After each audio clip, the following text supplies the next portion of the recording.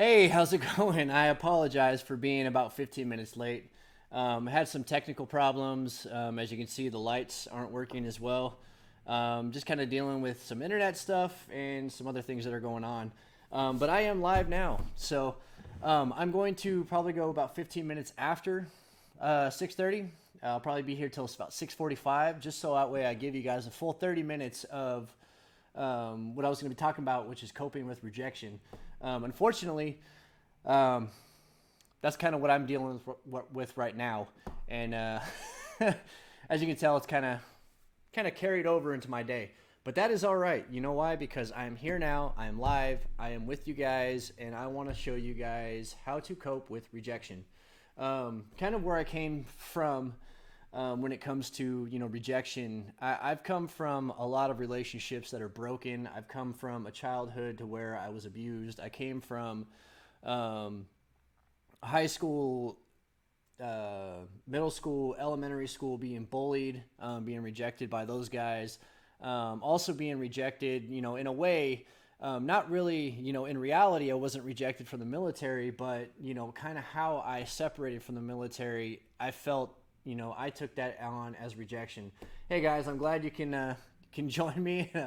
Again, I apologize for, being a little late. Like I said, I had some technical problems. I hope I gave you guys enough notice there on Instagram when I mentioned it. I just have a lot going on right now. Also with the technical issues, kind of, if I'm a little fidgety or something like that, that's just because of what's going on. And, this is, in another way, sometimes it's the perfect example of sometimes things do not go exactly how we want them to go. As you can tell, I'm 15 minutes late, and again, I apologize for that. I was stressing about it, but you know what? That stressing about it really didn't solve anything because it didn't make anything go any faster. So now, I'm here now. I'm going to talk about coping with rejection. Oh no, you guys aren't late. You guys are right on time. So, and with the military, they teach us if you're 10 minutes early, you're already late. So, yeah, I'm really late. But you know what? That's all right. And this fly here is flying around. I'm probably going to punch the fly in the face because the fly is not leaving me alone. Um, no. So I'm going to get on with, what I want to talk about. I have a lot of stuff on my phone as far as, rejection and whatnot. And, I'm going to talk about multiple things that happen when someone rejects us or some organization or something in our life gives us a sense of rejection. And just, kind of apologize for the vehicles out there. They're not exactly quiet either. But, rejection is basically the dismissing or the refusing of a proposal or anything in a sense to where they push you away, something pushes you away. Rejection is one of those things that we tend to look at it as an internal thing, but actually, studies have shown that rejection actually shares a part of the brain that exhibits physical pain.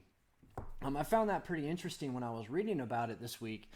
That when you feel like you're being rejected or something like that, there's that fly again. That fly is going to get some kind of rejection here in a minute. Um, but rejection, is one of those things that we kind of have a sixth sense about. When things aren't starting to go your way, you kind of get this weird feeling in your stomach, like something's not working out, something's not right. I don't understand what this feeling is.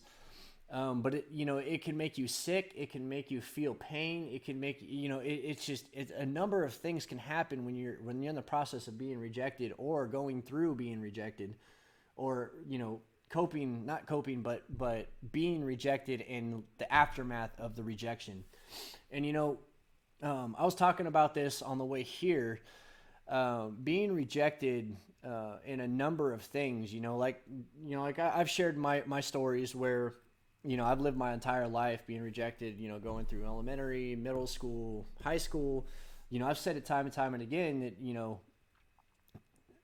other people do things to us that necessarily doesn't really affect them, but we tend to internalize, we tend to take on whatever it is that, they're trying to run away from, with their own stuff. We tend to take that on as a form of rejection. How did I mean, or what did I mean when I was talking about the military rejecting me? Well, it's all how things are worded. When I was in the military, I was going through a process called the medical board process. And what happens is basically they determine if you are going to be fit or unfit for duty. I happen to be found unfit because of my diagnosis of major depressive disorder. Under major depressive disorder, there's a thing called suicidal ideation, and that's an automatic disqualifier for the military. Well, as we know, military is usually straightforward, black and white. There's no emotions in it. But if you have someone who's dealing with, depression, dealing with things that, I dealt with, PTSD, dealing with a failed marriage, you're at the end of, at this point, I was dealing with my first wife leaving while I was still deployed in Afghanistan. So I still had that on my mind as far as being rejected. But when I got my determination letter from the Army, the Department of the Army, or the Department of Defense, it stated that I was no longer fit for duty. I internalized that. I took that as I'm not good enough anymore to even serve my country. But in fact, what it meant was that they found me unable to carry a weapon. And if I can't carry a weapon, I'm no good to anybody in the military. So, I didn't logically put all that stuff together when I first saw the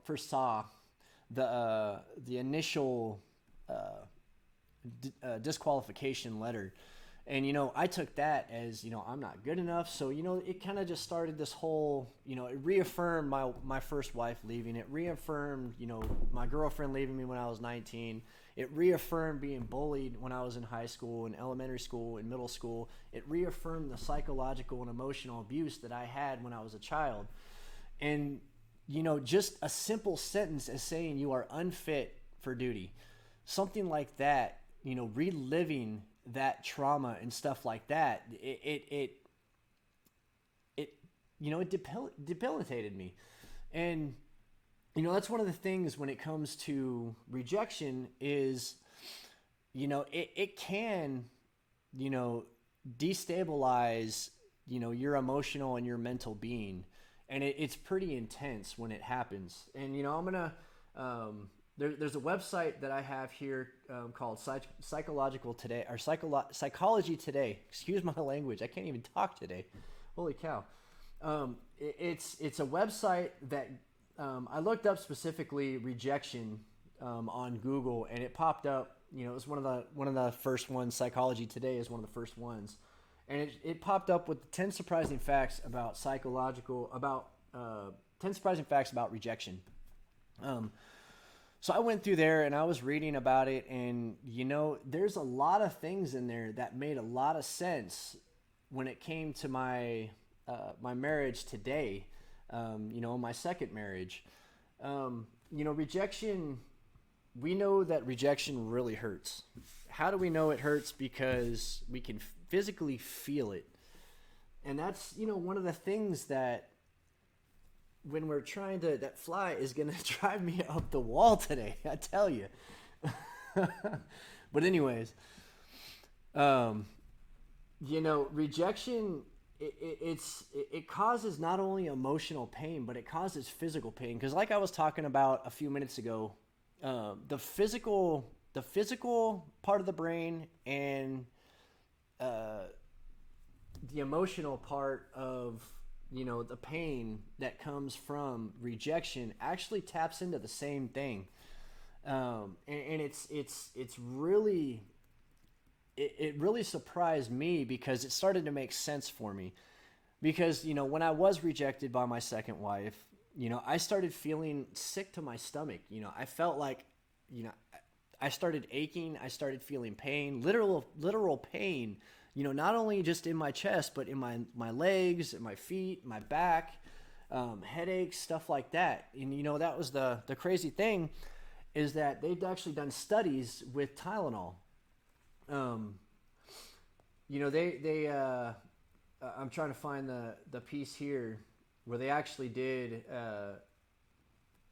did some research on it, and some psychologists they actually gave a portion of a group that were dealing with rejection Tylenol, and the other half they gave a portion of the group sugar pills. And they stated that the half that got the Tylenol felt relief, where the other half, the one that took the sugar pill, didn't have any relief at all. So that was just solidifying their research that it does cause physical pain as well. And I thought that was pretty interesting because, you're thinking something that is just strictly emotional or mental is just that, it's just dealing with that stuff. But in fact, it actually causes physical pain as well. So if you're, feeling like you're being rejected or anything like that, and you're starting to get sick all the time, you're starting to feel aches and pains, it could be that you are dealing with rejection. And it's, it's one of those things, I know there's a lot of people that have, the intuition, what they call the sixth sense, to trying to figure out, something that's wrong.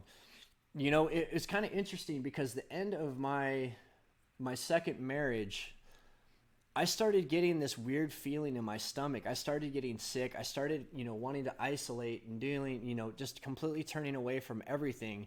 I didn't understand where that came from.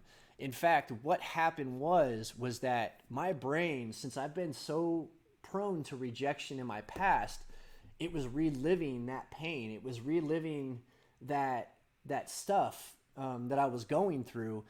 And the defense mechanism in your brain, what it does is it prepares you to defend from any kind of attack, any kind of, any hurt, any pain, anything like that. So it was basically the precursor of me realizing that my marriage was completely ending.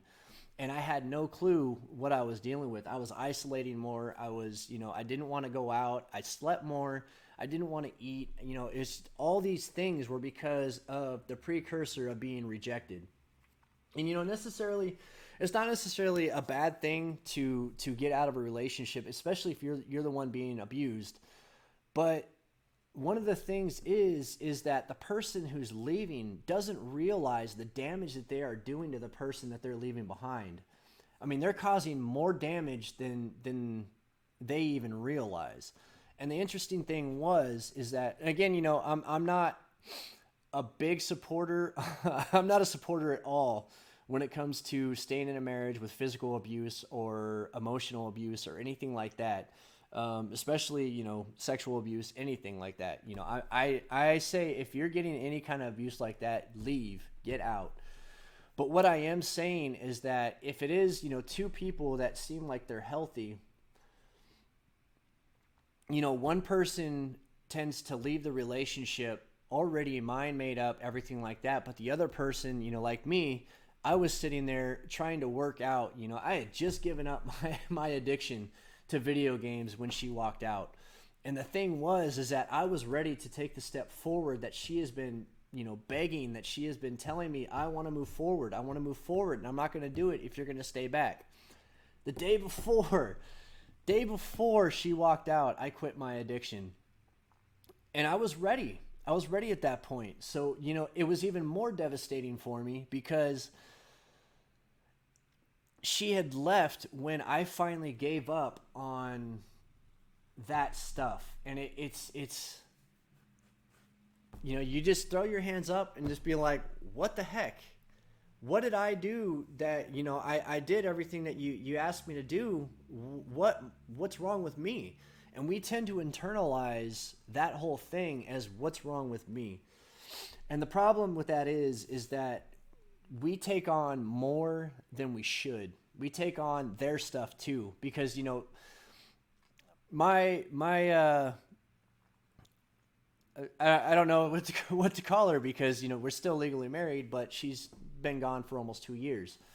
I'll just call her by her or she.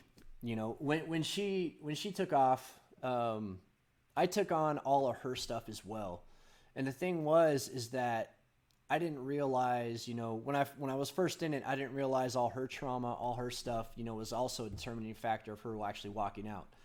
And I internalized all of that. I dealt with everything that she was dealing with on top of the stuff that she left me with.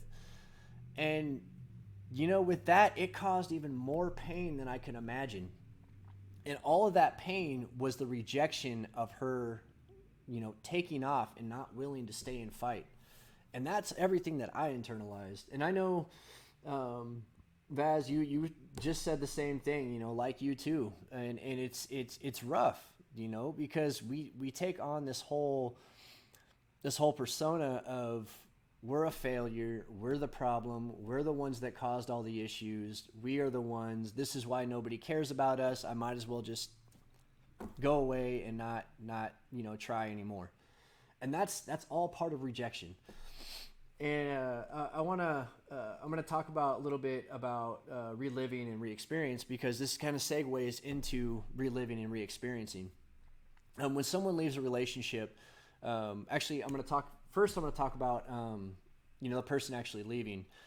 It actually could be a defense mechanism as well, the where someone ends a relationship before they get rejected, before they're the ones that are left feeling how we're feeling.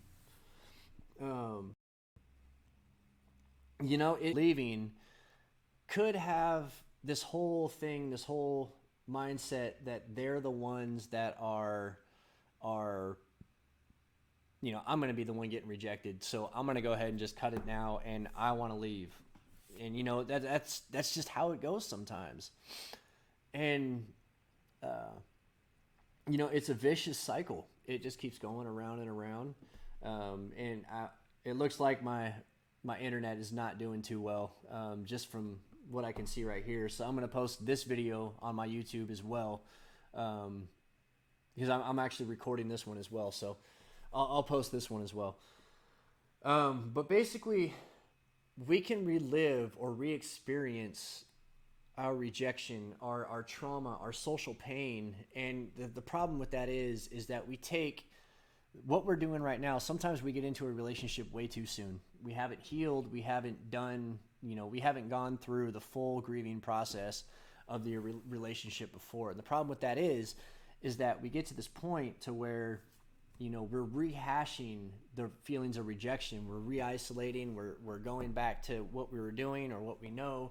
We're getting stuck in our addiction. We're doing this. We're doing that. And the problem with that is that we can rehash the rejection and cause our next relationship to fail. And it's very intricate, looking at rejection as a whole. It's very detailed at the things that could happen in the future because of things that happened in the past. And how do we get past that whole little deal? Well, one of the things you can do to get past the feeling of rejection is actually link up with your friends, link up with people who actually care about you, who love you, who are willing to sacrifice their time to spend with you. Because those are the people that are the ones that are going to reaffirm who you are. Those are the people who are going to reaffirm that you're not a mistake, and they won't reject you. True friends will not reject you. Like I said, when my wife and I first split, I lost close to about 40 friends during that whole thing. Good friends too. Friends that said they would get my back no matter what. And it proved to me that I needed to be more careful who I let in, who I let my friends be, because those friends are no longer in my life because they could not handle the stuff that I was going through. Just like they said, hey, I'll be there for you no matter what. No, they weren't. That's the thing is when you're hurt, it could take years before you're over it. And that's the thing, is a good friend, it doesn't care. A good friend doesn't care what you're going through. They'll just sit with you and spend time with you. That's what I have right now. And that's one of the most important things that you can do to getting through the rejection, getting through the hurt and the pain, is to find friends that will go nowhere, that will be there with you through thick and thin. And you know what? Like I said, that's what I have now. I can text my friend, she is the one that actually runs this building and has the Heritage Theater, Gizzy's Eatery.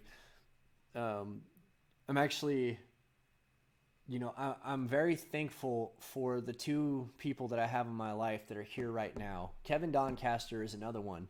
He's also one of the guys that's on War. I can't point to it. So I'm kind of on the other side here. But Warhawk PTSD Service Dogs. That's Kevin Doncaster. He's one of the guys that pulled me up from the gutter. He was the one who was unconditional and realized, look, this dude needs somebody. This dude, feels rejected. He feels abandoned. I got his back. And you know what? He did. He stuck through the trenches and he told me straight. That's another thing you need to look for in friends, the ones that are willing to tell you straight. And Gizzy, she did the same thing. She gave me a place to host, my show. She gave me work. She gave me an opportunity to get on stage and start my acting again. And, it's I can't get any better than this, to be honest with you. You need to find friends that will be there for you unconditionally, no matter what you're going through. Because those friends will sit there and they will listen to everything and they will be there for you unconditionally. And I can tell you that was one of the biggest changes that I've had in my life is seeing that, these two people that were willing to just sit there and listen. Take time out of their own day and their own problems and just listen. And, when it comes to a friendship like that, don't forget to give back. Don't just take and take and take and completely drain them. If they're going through stuff too, be an anchor. Be the person that they need you to be as well, because that's what a friendship is. A friendship is 50-50. It's not 100-0. It's 50-50. No matter how you look at it. Same thing with a marriage. It's 50-50. There is no one-sided marriage. There's two people in a marriage. You got to put in to get out. And that's just, that's just personal. That's how I feel. I got about 8 more minutes. I kind of want to talk a little bit more about, the rejection thing. Kind of went off on a little tangent there. I apologize, but you know what? I felt like I needed to tell you guys to find friends that pull you up when it comes to being rejected, because that rejection, like I said, physical pain, emotional pain, mental pain, everything. It includes your entire body when you're rejected. I kind of want to reiterate, the thing with rejection is it destabilizes our need to belong. When I was in high school, I was a fresh. I believe I was. No, I was a junior. I just went out for the football team. I made the football team. They got ticked off because I took one of their friends' starting positions, and I didn't mean to. I just wanted to play. And I started getting chastised. I started getting pushed aside. I didn't feel like I belonged. And I felt like I was being rejected from the team. Not from the coaches, but more along the lines of the other players because of the way I was being treated. And it pushed me away to a point where I didn't want to have any friends. I didn't want to be a part of it anymore. I didn't play my senior year. My senior year, I mainly ditched most of the year. I'm surprised I even graduated. I graduated with like a 2.75, actually no, like a 2.3 or something like that GPA. I can't remember what the lowest GPA was, but I graduated with the lowest GPA. I barely showed up to high school. I didn't care. I just wanted to be out of there. I was tired of the people. I was tired of the fakeness. I was just done with the entire thing. And that's what rejection does to you. It pushes you. It beats you down to a point to where you just want to be alone. You don't want to be around anybody. And that's your inner defensive coming into play, because the less people you have around, the less people you have to worry about hurting you or rejecting you or turning away from you. And that's what one thing, it just, it's very destabilizing and debilitating, and it's counterproductive to what we're supposed to be as a human. One of the last things I want to talk about is rejection creates surges of anger. I didn't understand that rejection can cause, surges of anger or aggression. This explains a lot from when my first wife left, because I mean, I was super angry. I was, very aggressive towards other people. I didn't care whether I got into an accident, got into a fight. I didn't care because I was being rejected by the one person who I thought would stand by me unconditionally, regardless if I was in an addiction or not. She should have been there. She wasn't. I felt angry. I felt, rejected. I felt the aggression, and I acted out. There was guys that would hit on my wife that I would notice, that I would see. Even guys that she works with right now keep hitting on her, and it's just one of those things that it's within me. It's just re-solidifying the rejection that I wasn't good enough. But the interesting fact about this is that in 2001, the Surgeon General of the U.S. issued a report stating that rejection was a greater risk of adolescence violence than drugs, poverty, and gang membership, which I thought was very surprising, because that's just one of those things that you just don't think can cause that many problems. But it's one of the most things that is under I can't think of the word. It's not really looked at as something that can cause a lot of damage. But the thing is, the fact of the matter is, it can cause a lot of damage, and it does cause a lot of damage. Not only mentally, not only psychologically, but physically as well. So I urge you guys to find friends. Just go out, open up. You got to drop the walls to find friends, but you got to guard your heart as well. Don't jump into a relationship too soon. That's one of my things that I do, is I get into a relationship and I'm like all or nothing right in the back. But you can't do that. Why? Because you're just setting yourself up for failure. You're setting yourself up for hurt. And you got to protect yourself, especially if you want to be healthy, if you want to help people and you want to do things. You have to protect your own heart. And when I say heart, I don't mean physical heart. I mean your inner being, your soul. Because like I said, God, he doesn't look at what we got going on out here. He looks at our heart, our soul, our inner being, and how we feel and all that stuff. And you just gotta be careful, especially around this day and age. There's a lot of people out there that don't care if they hurt you, that are just out for the quick buck or anything like that. Guard yourself and be safe. It's all I can say for you guys. And I wouldn't be doing this show right now if I didn't care about every one of you guys out there. I want to help people. I want to show other people that you can get through the madness if you just set yourself aside for a second and just take on a new perspective. So if you guys have no questions, I'm going to go ahead and end it. But, I just want to let you guys know, I'm here today because of the life that I've lived. Whether it was other, I don't want to blame a lot of people for where I'm at today, because I'm just as stubborn as those people too. So, I'm to blame for my addiction. I'm to blame for the way I treated people. I'm the one that's accountable for my actions that I treated towards those other people. Those people are accountable for the way that they responded to me. They're accountable for their actions. Don't take on their actions. Live your life for yourself and just care about yourself. All right? I love you guys.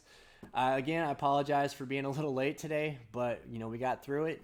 I'm going to post this video on YouTube because I had some interruption in the middle of it. And I hope to see you guys next week. All right. I love you guys, and see y'all later.